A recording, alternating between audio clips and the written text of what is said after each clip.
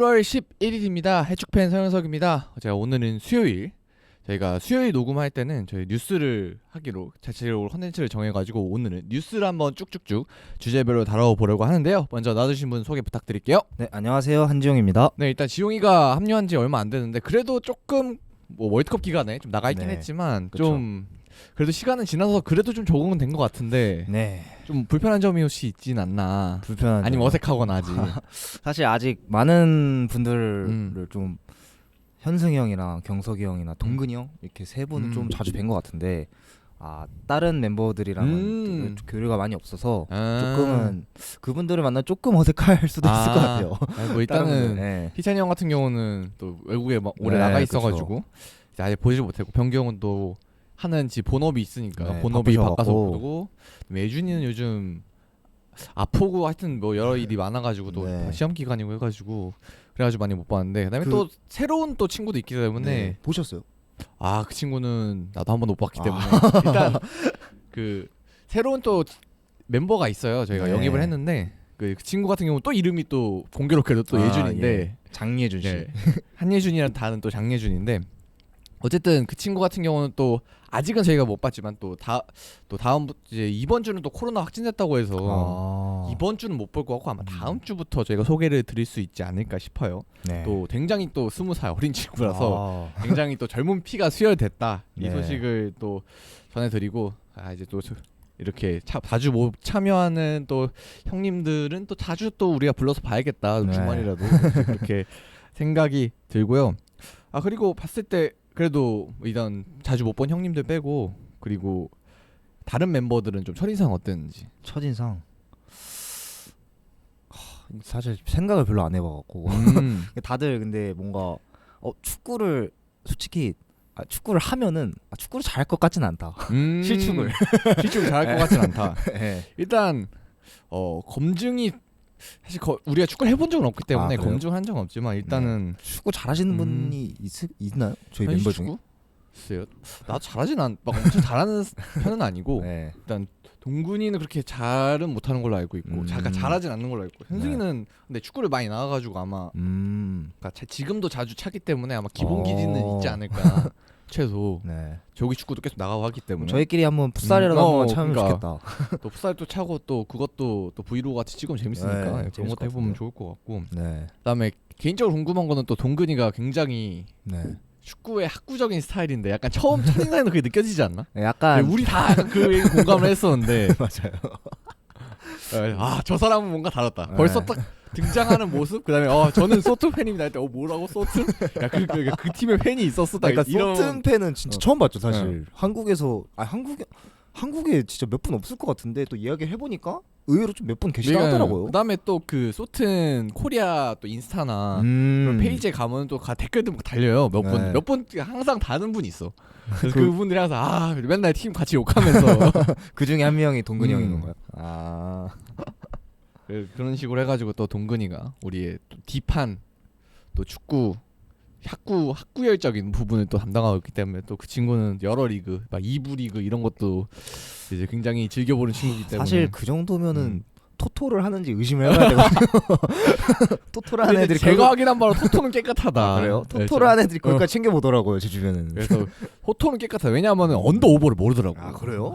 그래서 그걸로 검증이 됐다. 언더 오버 모르는 걸로 봐서 토토충은 아니다. 축구를 많이 보지만 그냥 축구를 매우 사랑하는 친구다. 네. 이렇게 정리해 볼 수 있을 것 같고 또 그리고 소튼 얘기를 하니까 이 이야기 안 할 수 없을 것 같은데 또 K리그에 뛰어서 오르시치가 지금 또 소튼에 영입이 그쵸. 돼서 아마 이번 주말부터 또 볼 수 있을 것 같아요. 그러니까 지금 소튼이 꼴찌지 않습니까? 진짜 지금 너무 심각해. 지금 진지하게 강등을 고려할 거 네. 다음 시즌에 지금 챔피언십 지금 중계권 결제해야 되나 안 되나 지금 동근이가 고민하고 있는데 좀 안 됐다 그건. 그러니까 그럴 정도로 진지한 상황에서 좀 오르시치가 좀 구원자로 나서야 되지 않을까. 다음 상대가 어디죠? 소튼이 아마 에버튼이기 때문에 아마 진짜 이번에 뭔가 단두대 매치 강등 단두대 매치 이렇게 딱 주말에 형성이 돼서 아마 진짜 이번 경기가 매우 중요할 텐데 어쨌든 오르시치가 영입이 됐고 월드컵에서 활약이 너무 좋았기 때문에 바로 선발로 나올 수도 있지 않을까요? 진짜 또 지금 또 소튼의 공격진 상태가 매우 좋지 않기 때문에 자, 막 최아담스 이런 사람들 보면은 또 동근이가 열불이 나거든요. 그렇기 때문에 잘하면 아마 좋겠다. 그리고 K리그 출신이니까. K리그 관련 인터뷰도 한번 해주고 그러니까요. 잘 해갖고 와 어떻게 이렇게 잘하게 됐나 하면 또 K리그에서 또 발전을 많이 했다 이렇게 하면 또 이제 그다음에 또 손흥민이랑 또 악수하고 유니폼 교환을 한번 하면은 그림 멋지기 때문에 그다음에 또 진짜 그냥 뭐 이런 뭐 그냥 한국과 관련된 선수여서가 아니라 그냥 진짜 뭐 브라질전 거치체 투입돼서 활약하고 그다음에 3, 4위전에서 3, 4위 진짜 잘했어. 활약하고 이런 거 보면은 진짜 오랜 시간을 뛰어도 진짜 부족하지 않을 정도로 프리미어리그에서도 진짜 브라질 수비수 상대로 진짜 혼자서 득점을 만들어냈기 때문에 충분히 진짜로 진지하게 기대를 해볼 수 있지 않을까. 그러니까 소트닝이 괜히 급하게 영입한 게 아니거든요. 네, 그렇죠. 잘하면 좋겠습니다. 그래서 아마 다음 주부터 또 볼 수 있을 테니까 아마 빨리 봐서 좀 활약을 하는 모습을 저희도 보면 좋을 것 같습니다. 네. 이제 그리고 또 영입이 거의 된 선수를 좀 얘기를 해보자면 영입설에 대해서 이번에 아직 영입된 선수는 아니지만 일단 주앙 펠릭스가 첼시와 좀 강력하게 연결이 되고 있어요. 임대로 얘기가 되고 있는 것 같아요. 네, 이게 사실 원래는 뭐 맨유도 있었고 다른 팀들도 많았는데 주앙 펠릭스는 항상 좀 많이 관심을 받아왔죠. 네, 첼시가 근데 이제 상황이 워낙 안 좋다 보니까 지금 포터 감독에 대한 그 압박이 너무 강하고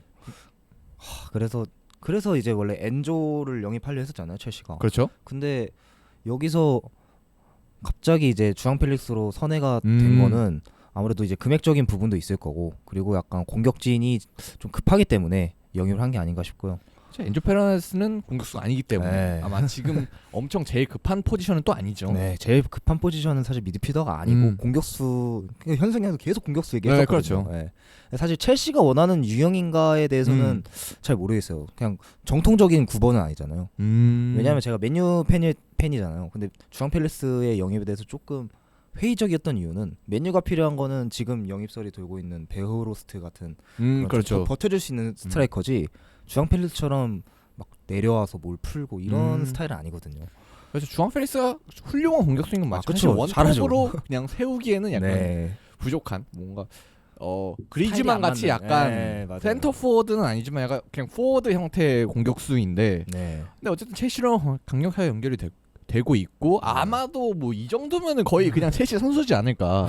그다음에 저는 개인적으로 이해가 안 가는 게 뭐 주앙 펠리스 살 수도 있고 그다음에 포터 감독이 뭐 그렇게 엄청 키가 큰 뭔가 스트라이커 이런 스타일을 선호하는 건 또 아니라서 아마 주앙 펠릭스를 공격적으로 활용도 할 수 있을 것 같은데 근데 만약 그렇다면은 좀 활용할 계획이 있었다면 임대가 아니라 뭔가 완전히적 옵션이라도 달든지 이렇게 해야 되지 않았을까. 지금 얘기가 나오는 거로 보면은 그냥 임대로 무옵션 임대로 아마도 얘기 나오고 있거든요. 뭐 물론 이제 계약이 터지면은 또 완전 영입 옵션이 있다 이럴 수도 있지만 그러게요. 그런 거는 좀 옵션을 달아나. 사실 임대료가 너무 비싸기 때문에 6개월도 아니지. 반 시즌 쓰자고 160억이었나요? 네, 맞아요.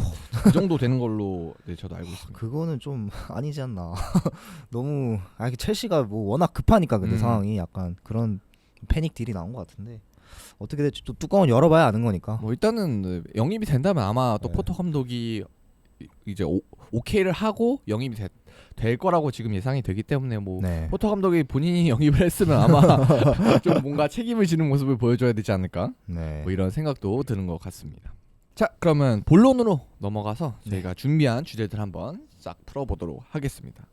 저희가 첫 번째 준비한 주제는요 바로 이강인의 이적설입니다. 최근에 정말 이강인이 마요르카에서 좋은 활약을 펼치고 있고 팀을 중위권으로 강등권으로 올해 예상이 됐었는데 좀 중위권으로 캐리를 하고 있는 그런 상황에서 이적설이 터졌습니다. 일단 이적으로 가장 강력하게 연결되는 팀은 아스톤 빌라인 것 같네요. 네, 일단 오늘 나온 뉴스에서 보면은 컷 오프사이드랑 버밍엄 메일 이 두 매체에서 아스톤 빌라가 1,350만 유로 정도의 금액으로 비드를 했다고 지금 확인이 돼 있는 상황이고요. 이 금액은 이제 바이아웃에는 350만 유로 정도 모자란 금액입니다. 그래서 어제 인터뷰를 제가 봤는데 마요르카 CEO가 맞아요. CEO가 이제 NFS 하겠다, 팔지 않겠다고 선언을 했는데 약간 이거에 대한 해석은 이제 살 거면은 바이아웃을 내라, 약간 이런 의미인 것 같고요. 다만 이제 이강인 측에서 나온 뉴스가 전혀 없기 때문에 이강인이 뭐 CEO 말로는 행복하다고 말하고 있지만 물론 행복하겠죠. 네, 그렇죠. 본인으로 주전으로 도약한 팀인데 근데 여기서 또 선수가 어떻게 도전을 할지 이 의지에 대해서 나온 게 없기 때문에 조금은 더 지켜봐야 될 것 같습니다.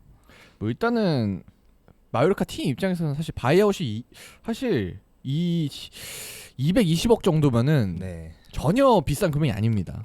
그렇죠. 네, 그래가지고 약간 이것보다 적게 사겠다는 건 그리고 이런 어린 선수를 약간 양심이 없는 게 아닌가. 살 거면 당연히 이 살 정도면 거면 다 내라. 맞춰줘야 될 것 같은데 그건 당연히 마요르카 팀 입장에서는. 네. 그래서 아마 아스톤빌라가 강력하게 원한다면 이 정도를 맞춰줘야 될 것 같고. 네. 그래서 일단 제가 가장 궁금한 거는 과연 이강인 선수는 이 이적설을 어떻게 바라보고 있을까. 겨울에 떠날지 안 떠날지. 과연 떠나는 게 좋을까요 겨울에? 만약에 뭐 그러니까 아스톤빌라가 돈을 맞춰준다고 하면. 네. 만약에 바이아웃을 낸다고 하면은 솔직히 근데 아스톤 빌라는 이제 팀이 감독이 에메리잖아요. 네, 그렇죠. 에메리가 조금 그래도 이강인 선수랑 스타일이 좀 맞는 전술을 쓴다고 지금 알려져 있으니까. 네, 그리고 지속적으로 좀 관심을 보였기도 했고요. 비아리아 시절에도요. 네. 사실 감독 픽으로 이적을 하는 게 네네. 제일 좋잖아요. 구단에서 네. 이렇게 억지로 데려오는 것보다는 지금 저희가 제일 친숙한 토트넘만 봐도 구단 픽에서 데려온 뭐 비수마나 뭐 이런 선수들이 중용이 되지 않고 있죠. 비수마가 아닌가요? 토트넘 같은 경우는 비스마도 있고 그리고 제드 스펜스 같은 네. 경우도 구단 픽으로 데려왔는데 그냥 완전 버림을 받고 있죠. 그렇죠. 지금은. 그런 경우도 있으니까 그런 경우를 피하기 위해서는 사실 감독 픽으로 가면은 좋긴 한데 이제 사실 1월 이적이 조금 힘드니까 그리고 스페인에서 너무 잘하고 있는데 그렇죠. 여기서 이제 프리시즌 없이 바로 겨울에 EPL로 넘어가서 활약한다는 게 사실 쉽지 않은 일이잖아요. 그리고 대다수의 경우는 좀 스페인에서 활약하는 피지컬은 조금 좋지 않지만 좀 공을 잔찬 아니면 뭐 네. 독일에서 활약하는 좀 스피드 빠른 선수 이런 선수들이 이 프리미어리그 가서 어렵거든요. 일단 손흥민 맞아요, 선수만 맞아요. 봐도 네. 되게 첫 시즌에 어려웠었고 그렇죠. 적응기가 그리고 필요했죠. 분데스리가에서 날아다니는 레오 메리 같은 경우도 프리미어리그 가서 어려웠었고 라리가에서 뛰는 루카스 페레즈 같은 경우도 잘했었지만 네. 또 아스날 넘어가서 그렇게 좋진 않았거든요. 또. 그렇네. 다시 라리가로 가서는 또 잘했지만 그런 사례들도 있고 그래서 겨울에 이적하는 게 마냥 좋지만 않은 것 같아요. 사실 이강인 지금 폼 보면은 당장 다음 시즌에 폼이 떨어질 것 같은 느낌은 전혀 들지 그렇죠. 않거든요. 아마 마요르카에서 전술적으로도 이강인은 좀 중요하게 활용을 하고 있으니까 아마 시간이 갈수록 좀 활약도는 좀 더 커지겠죠. 네. 형은 어떻게 생각하세요?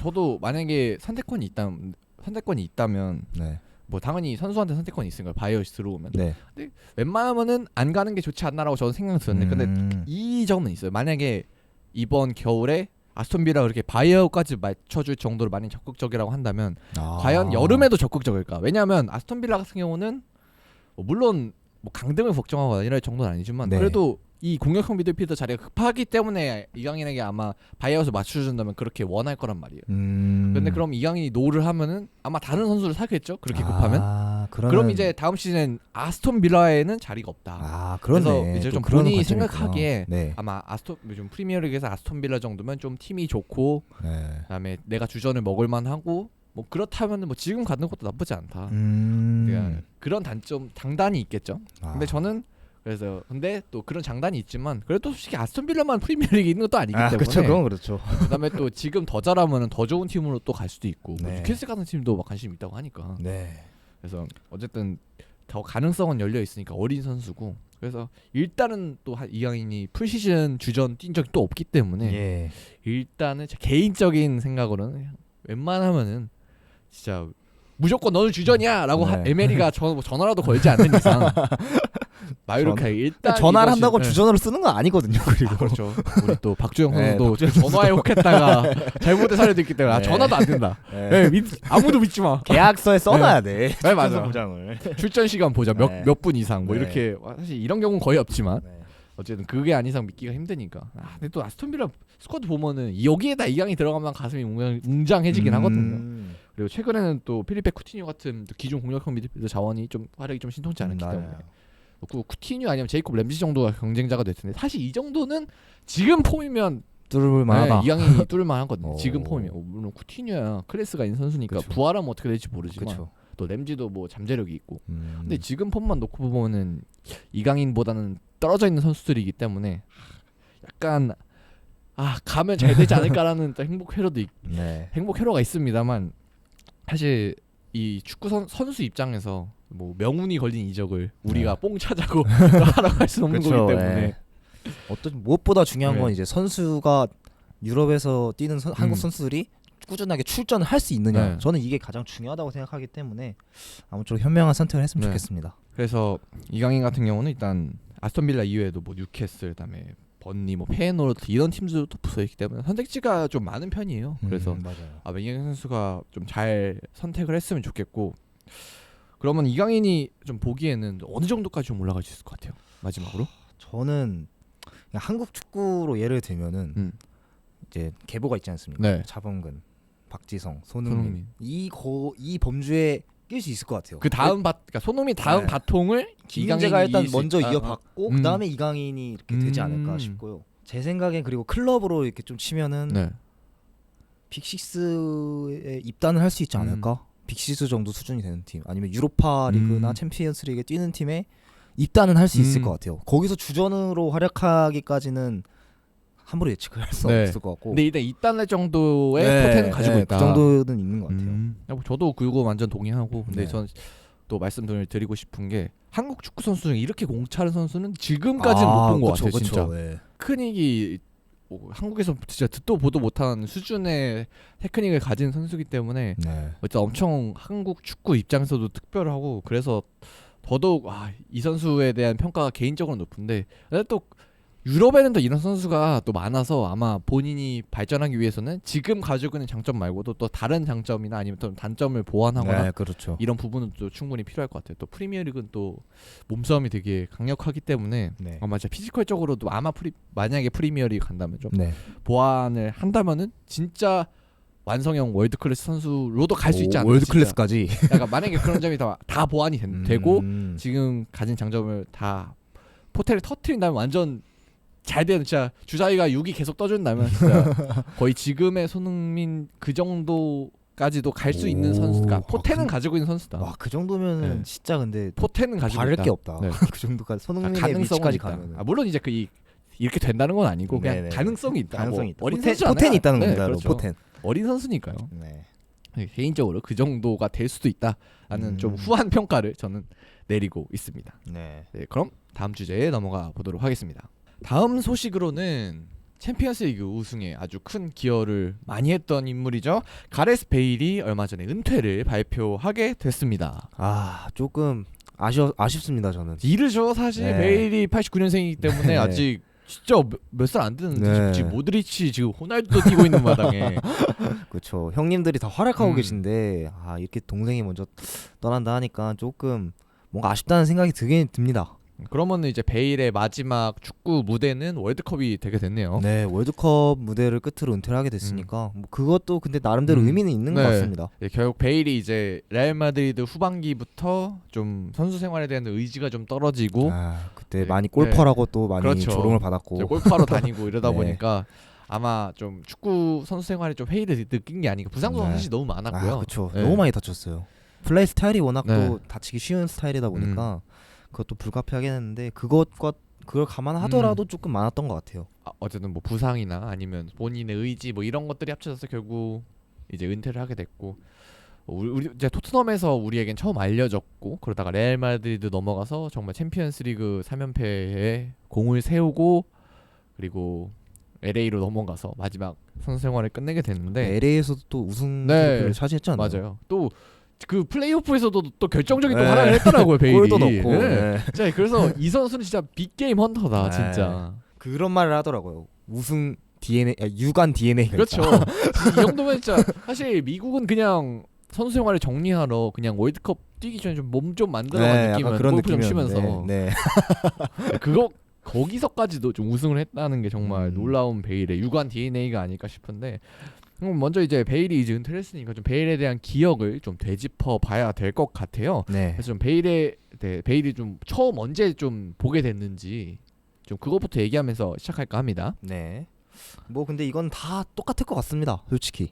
다 인터밀란전에서 마이콘을 털고 그 풀백 베일이 네. 치달로 마이콘을 털고 예. 득점을 했던, 사실 그게 그 득점뿐만 아니라 좀 몇 번 많이 털었어요. 득점도. 그렇죠. 예. 네. 득점도 득점인데 이게 제가 사실 그때 인테르를 좀 좋아했었거든요. 네. 그 무리뉴 감독도 좀 깐지 났었고 물론 그때 감독이 무리뉴는 아니었지만 음. 그리고 제가 스네이더를 되게 엄청 좋아했었어요. 2010년 네. 때 2010년 월드컵 때 되게 잘하면서 그래서 인터밀란 경기 하이라이트는 좀 챙겨봤던 기억이 있는데 와 갑자기 막 그렇게 뻥뻥 달려면서 네. 골을 이렇게 3골을 넣는 선수가 있고 그 다음 경기에서 이제 막 그 엄청 치달 그 있잖아요. 엄청 긴 치달, 네. 스타치 엄청 길게 하는 치달. 네. 그걸 보면서 어떻게 축구를 저렇게 하는 선수가 있지? 음. 그때 또 어리니까 축구를 잘 모를 때니까 그런 기억이 제 첫 번째 기억입니다. 저는 뭐 이 경기도 있지만 그 전에 기억났던 게 옛날에 이영표 선수가 토트넘에 있었을 때 항상 이영표 선수가 딱 맨날 선발로 나왔었는데 그때 네네. 그때 당시에 그때 항상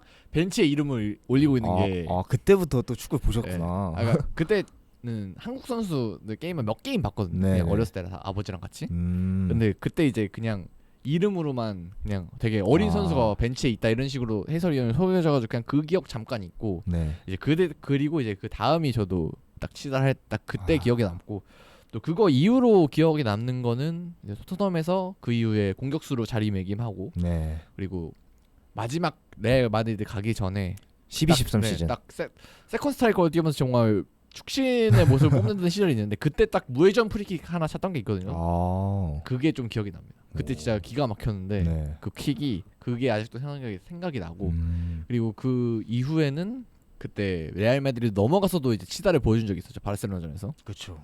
구강컵 그거는 진짜 그냥 그 경기장 밖으로 이렇게 돌아서 나가는데 사실 이게 물리적으로 좀 네. 이해가 안 되는 게 이게 왜 아니 바르트라는 직선으로 네. 뛰는데 걔는 곡선으로 뛰는데 왜 더 빨리 공을 잡는 건지 진짜 이해가 안 됐었어요. 그거 보면서 어떻게 저럴 수가 있지? 이런 생각이 좀 들어서 충격적이었고 근데 또 대단한 건 그렇게 긴 거리를 돌파를 한 다음에 그걸 골로 마무리까지 했다는 게 그게 참 베일의 능력을 증명했다고 생각합니다. 그 골이 진짜. 베일 하면 역시 스피드죠. 네, 치달. 치달의 트레이드 마크, 대명사. 사실 치달이다 하면 사실 좋은 표현은 아니거든요. 축구에서. 그렇죠. 치달하면 생각나는 선수가 이제 치달하면 결국 빠른 거 원툴이다. 네, 원툴. 그러니까 뭔가 기술 테크닉이 부족하기 때문에 본인의 네. 스피드를 좀 살리는 선수들만 주로 애용하던 기술이었는데. 네.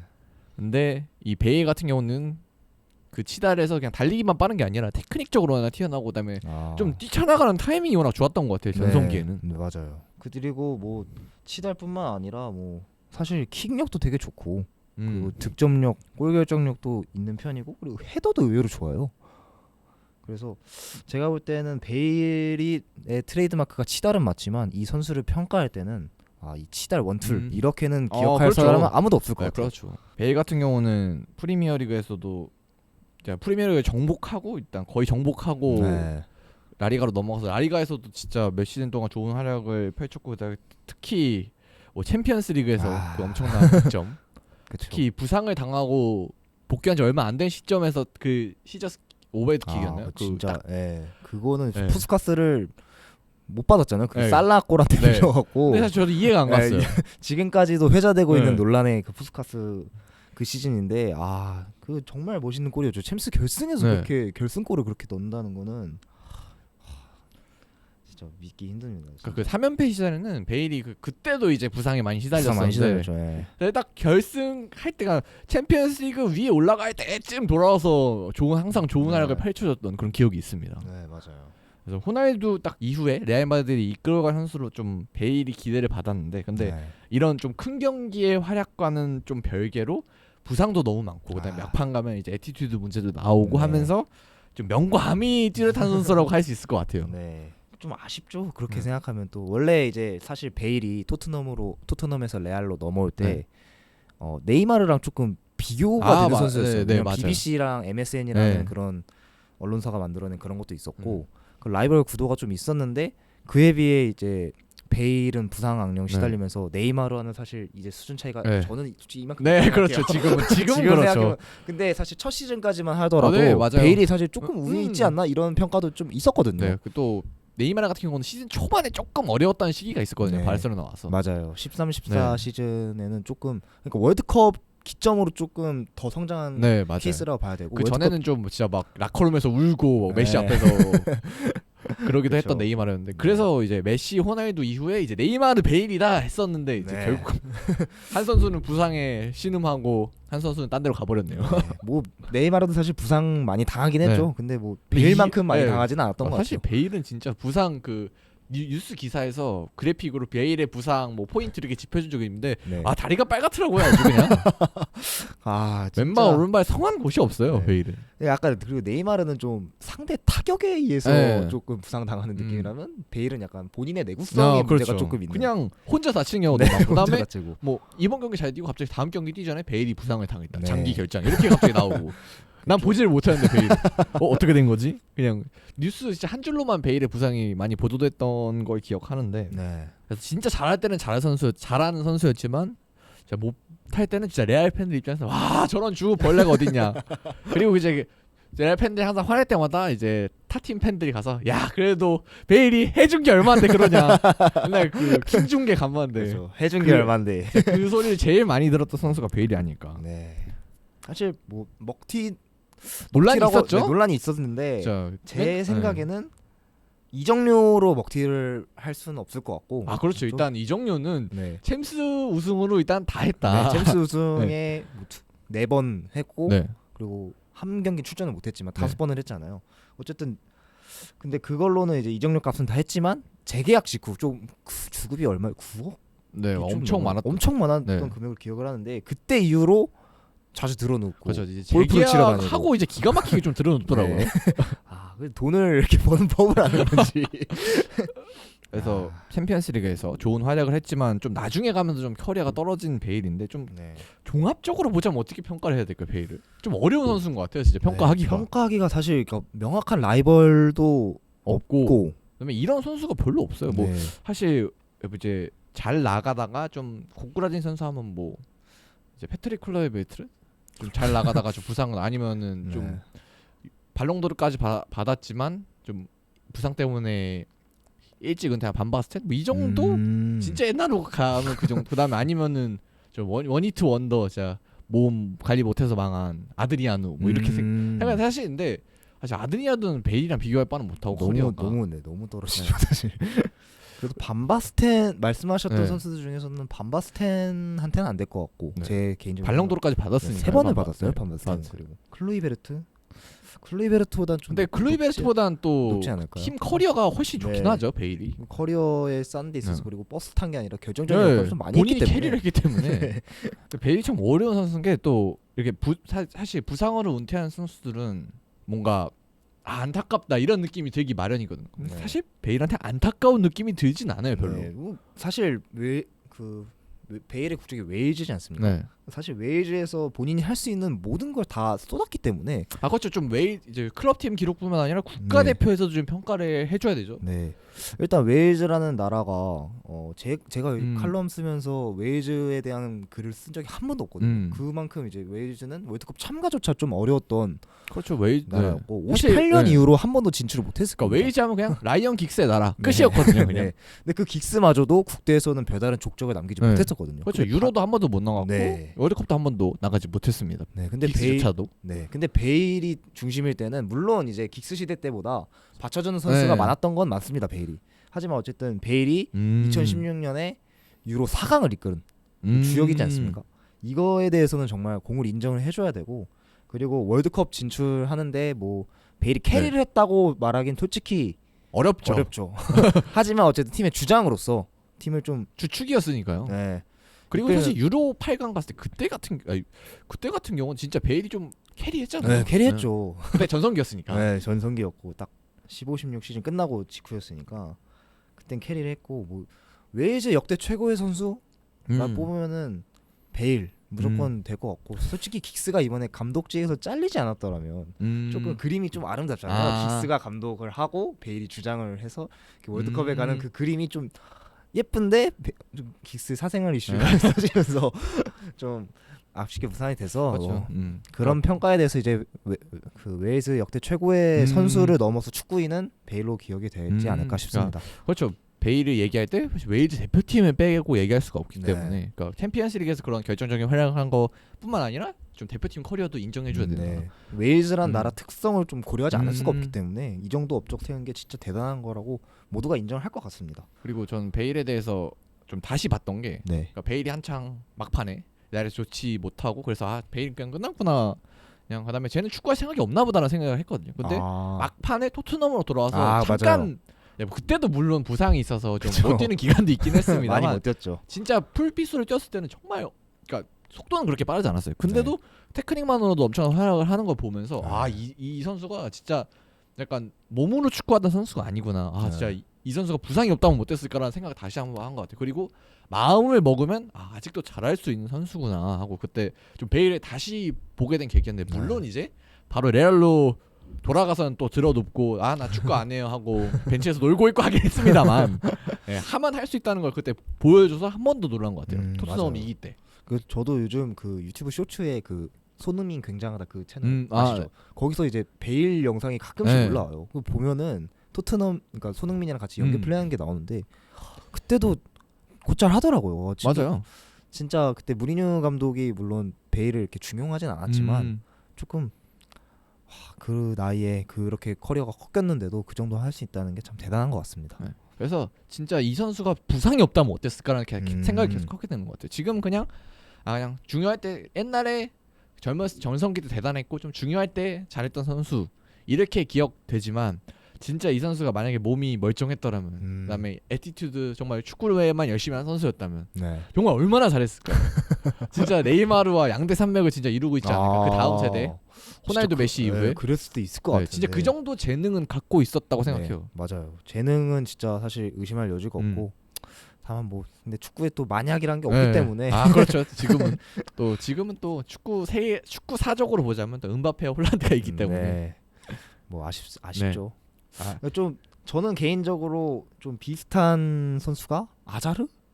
아자르랑 조금 비슷한 레벨. 근데 아자르랑 비교하기엔 또 베일 입장에서 난 챔스가 있는데 그런 거? 어디 아자르를 이라는 생각을 할 수도 있고 물론 아자르도 챔스 한 번 있긴 한데 네. 그거 쳐주면 안 되죠. 그 둘이 같이 우승했잖아요.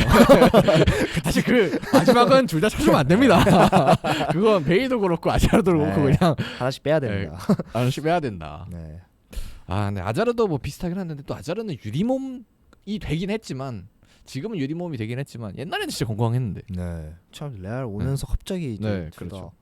아쉽게 돼서 좀 비슷한 좀 선상에 있긴 한 것 같아요. 물론 그래서 둘 다 레알 선수고 레알 지금 레알이 좀 주급 다이어트를 좀 하고 있잖아요. 네. 그 약간 원흉이 됐던 두 선수기도 한데 어쨌든 베일은 진짜 대단한 선수였지만 아쉽다. 재능은 대단하지만 정말 몸 상태라든지 아니면 태도라든지 이런 게 참 아쉬웠다. 네. 근데 제 생각을 해보면 딱 저 세대 제 2010년도 2010년대 최고의 딱, 선수들을 딱 떠올리면 메시, 호날두, 네이마르, 뭐 그리즈만, 아자르, 뭐 리베리도 해야 되나? 너무 리베리는 아무래도 2000년대도 포함시켜야 되죠. 2010년대 초반에 잘하긴 했지만 그런 선수들이 좀 떠오르는데 확실히 베일도 이 범주 안에는 무조건 들어간다고 생각을 하고 개인적으로 메시, 호날두, 네이마르 그 다음 가는 선수로 그리즈만이랑 베일이 좀 경합을 하지 않을까 저는 그렇게 생각을 합니다. 그래서 베일이 그 정도로 엄청난 선수인데 진짜 생각할수록 아쉬운 것 같아요. 네. 이 정도의 재능이 뭐 물론 보여준 게 많지만 좀 꾸준하지 못했다는 거. 사실 베일은 뭐 이렇게 커리어 뭐 예를 들어 메시나 호날두처럼 커리어 몇 골 이런 걸로 평가받을 선수는 평가를 받을 수는 없거든요. 너무 좀 빈약하기 때문에 그런 종합 기록. 그래서 좀 꾸준하지 못했던 게 좀 아쉬운 것 같아요. 네, 그래서 여기까지 베일 은퇴에 대한 내용 정리해봤고요. 자, 그럼 다음 주제로 한번 넘어가 보도록 하겠습니다. 네, 저희가 준비한 마지막 주제는 최근 아주 커뮤니티를 핫하게 달구고 있는 축구협회 2701호 논란입니다.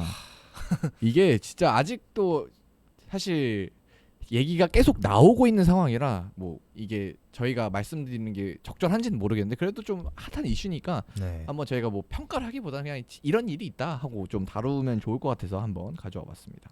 일단 이 사실에 대한 팩트 같은 거는 사실 기사를 확인하시는 게 제일 좋을 것 같고요. 그래서 디스패치 쪽에서 좀 안덕수 트레이너 쪽 입장에 기사를 좀 썼고 그리고 축구협회 입장에서 또 입장문을 공식적으로 발표한 게 있기 때문에 우선 그 기사를 만약 혹시나 안 보신 분들이 있다면 그 기사랑 입장문을 좀 확인하고 이 이야기를 들어주셨으면 좋겠고요. 일단 간략하게 좀 정리를 해드리면은 월드컵이 끝난 이후에 이제 손흥민 선수의 개인 트레이너였던 이제 안덕수 씨가 좀 SNS에 글을 올려서 좀 축구협회를 저격하는 그런 글을 올렸습니다. 네. 그리고 이제 그 이후에 또 근데 그 이후에 축구협회는 이제 안덕수 씨가 이 자격증이 없기 때문에 축구협회 규정에 있는 협회의 규정에 있는 그 자격증이 없기 때문에 채용할 수가 없었다라는 좀 논조에 좀 반박 좀 입장문이라고 하죠. 네. 그거를 냈고요. 이제 그 입장문 속에는 뭐 선수들이 기존에 있던 의무팀 이제 팀장에 대해 뭐 뭔가 항의를 해서 그 팀장이 이제 배제되는 네, 거에서 뭐 그런 업무에서 일도 배제됐다고 있었다라고 하기도 했고요. 이제 그리고 그 기사가 나간 이후에 또 디스패치 쪽에서 이제 트레이너 쪽 입장을 안덕수 트레이너 쪽 입장을 담은 반박 기사를 한 번 더 냈는데 사실 네. 새로 밝혀진 사실은 없고요. 그냥 이제 안덕수 트레이너 쪽에서 주장하는 게 뭐 채용 이제 중요한 건 채용 문제가 아니라 이 선수들이 제대로 처치를 못 받고 있었다. 그러니까 좀 축구협회에 이런 의료 시스템이 좀 잘못됐었다. 이게 좀 초점이다. 뭐라는 논조의 좀 기사를 낸 그런 상황입니다. 네. 그래서 이렇게 간단하게 좀 정리를 해봤는데 이게 아직은 뭐 밝혀지지 다 모든 게 명명백백히 밝혀지진 않았지만 좀 이거 보면서 좀 어땠던 것 같아요? 일단 저는 이거를 이제 카타르에 있을 때 네. 이제 그냥 침대에서 이렇게 누워서 다 봤거든요. 갑자기 이제 인스타를 보고 있는데 친구가 스토리 하나를 공유를 하는 거예요. 그게 이제 안덕수 씨 네. 개인 SNS가 공개 계정이어서 공유를 할 수 있게 돼 있었어요. 네. 그래서 읽어 보니까 와, 또 축협 또 이런 문제가 있네. 왜냐면 그때 감독 선임 때문에 벤투 감독 재계약 논란이랑 뭐 그때 또 김학범 감독이 선임돼 이미 내정됐다 뭐 네. 이런 썰 때문에 당시 여론이 축협한테 너무 안 좋았습니다. 그렇죠. 그때 벤투가 이제 4년 보장을 원했는데 네. 축구협회가 1+3을 네. 제안을 하면서 이제 벤투가 거절했다 이런 얘기가 네. 나오면서 야 벤투 감독님을 4년 재계약을 안 박냐 이러고 네. 엄청 사실 여론이 근데 뜨거웠었죠. 그거는 이제 근데 왜냐면 월드컵 직전에 재계약 논의했던 네. 거라서 성적을 알 수 없으니까 그렇죠. 그렇게 제안하는 네. 게 합리적이긴 한데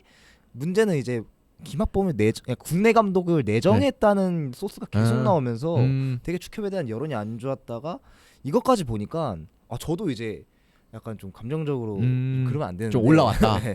축협 또? 그래서 이제 바로 저도 좀 봤는데 이게 어떤 다른 선배님이랑 제가 얘기를 했습니다. 네. 축구 프로축구팀에서 조금 일을 네. 하시는 분이랑 얘기를 했었는데 이거는 조금 중립계를 받고 지켜볼 필요가 있는 것 같다 지용아. 그래서 좀 지켜보니까 아니나 다를까 이런 자격증 논란도 있고 그리고 이 안덕수 씨 개인적으로 협회나 연맹 K리그 연맹이랑 사이가 안 좋은 그렇죠. 그런 문제가 있었더라고요. 일단 트레이너 자격증 같은 경우에는 K리그가 14년도에 규정을 바꿉니다. 그러면서 안덕수 씨가 K리그 연맹에 대한 항의 차원으로 일부러 막 안 했다? 이런 얘기가 네, 있었죠. 맞아요. 네, 그러니까 갱신하죠. 원래 트레이너가 필요한 자격증이 원래 네. 원래 있고 그다음에 그걸 안덕수 씨는 가지고 있었는데 네. 갑자기 자격증 종류를 바꿔 버리면서 네. 좀 문제가 시작됐다고 그래요. 네.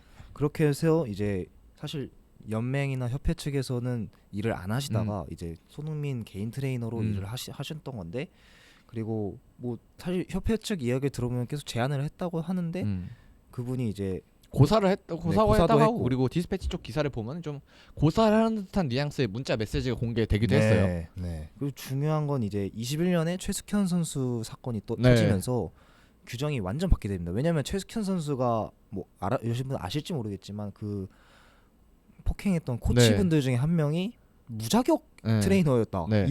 그런 게 되게 기사가 되면서 규정이 바뀌게 되면서 그 국민체육진흥법은 체육에서 제일 높은 거거든요. 그렇죠. 뭐 축구협회건 뭐 네. 야구협회건 농구협회건 다 어떤 따라야 스포츠 되죠. 협회든 그 법보다 네. 위에 있을 수가 없기 때문에 그 규정을 따라야 되는 게 맞고 뭐 그거에 대해서는 사실 축협에 대해서 비판할 수 없는 것 같습니다. 그렇죠. 그러니까 채용을 할 채용 네. 문제에 대해서는 사실 뭔가 뭐 이 안덕수 트레이너 쪽도 그렇고 협회 입장도 그렇고 그냥 서로 뭔가 잘못한 게 없는 그냥 서로 그냥 좀 뜻이 달랐던 거죠. 네. 근데 조금 개인적으로 아쉬운 거는 이제 서로가 좀 유리한 입장만 계속 맞아요. 발표하고 있다. 그렇죠. 또 논란이 됐던 게 네. 축구협회 쪽 입장에서는 이 일무 팀장이 이제 업무에서 배제된 이유를 좀 설명해주지 않았는데 이제 디스패치 쪽가 좀 후속 취재를 통해서 이제 디스패치 기사는 아닌데 좀 후속 취재를 통해서 스포츠니어스라는 언론에서 나온 걸 보면은 황희찬 선수가 부상이 있었잖아요 월드컵 기간에 그때 그래서 이제 그 부상 때문에 좀 가난전 출전이 불투명해서 이걸 확인하러 MRI 찍었는데 그 MRI 결과에 대한 그런 판독이라고 해야 될까요? 그래서 그렇죠. MRI 보고 이제 또 팀 닥터가 있을 거 아니에요. 네. 그래서 그 의사가 이제 판단해줘야 되는데 그 판단에 좀 착오가 있어서 그러니까 네. 제대로 확인을 하지 않아서 황희찬 의사는 뛸 수 있다 그랬는데 황희찬 선수의 몸 상태는 좋지 않은 네, 그런 좀 문제가 있어서 신뢰를 좀 잃었다고 해요. 그 네. 팀장이.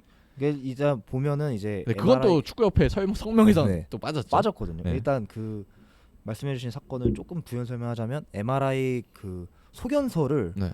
소견서만 보고 의사가 판단했다가 이제 벤투 감독이 이제 다시 확인해봐라 했더니 문제가 있었던 거죠. MRI 다시 찍어보니까.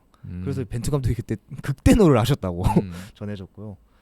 이런 것 때문에 조금 대표팀 내에서 의무팀에 대한 신뢰가 조금 많이 떨어졌던 건 사실인 것 같습니다. 네.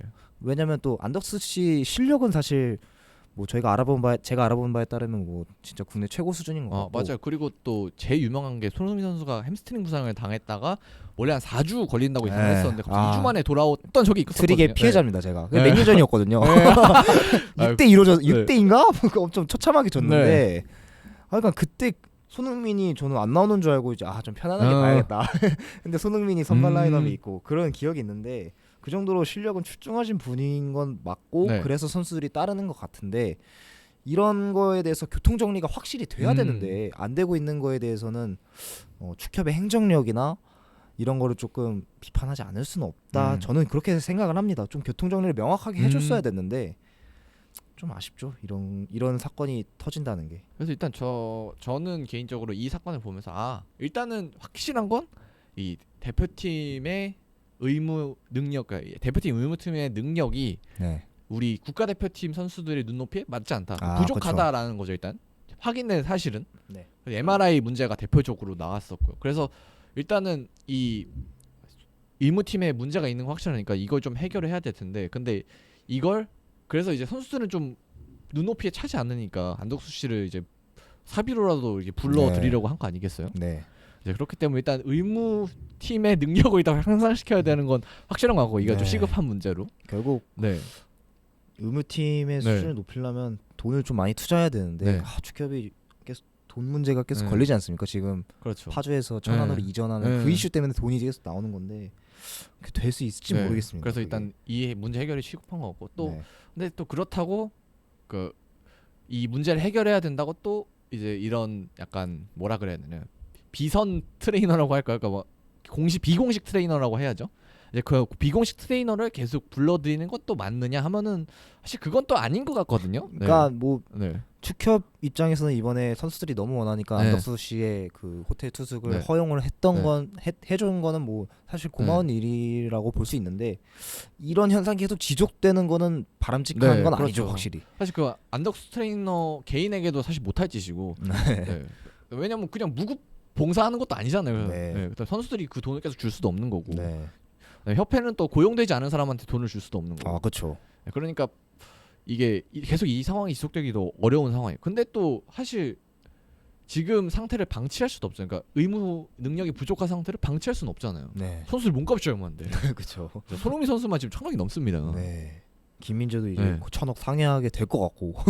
그래서 빨리 시스템을 고치고 그리고 사실 선수들이 바라는 것도 그걸 거예요. 뭐 안덕수 씨가 있고 없고 뭐 이것도 뭐 중요할 수도 있지만 결국은 선수들도 이 의무 능력이 좀 상승하기 좀 바라는 마음이 있을 거잖아요. 그게 제일 중요할 텐데 사실 그게 좀 저는 빨리 해결됐으면 하는 바람입니다. 이렇게 어쨌든 일이 터졌으니까 해결하기 딱 좋은 그 뭐라 그래야 되나 해결하기 좋은 상황은 마련됐잖아요.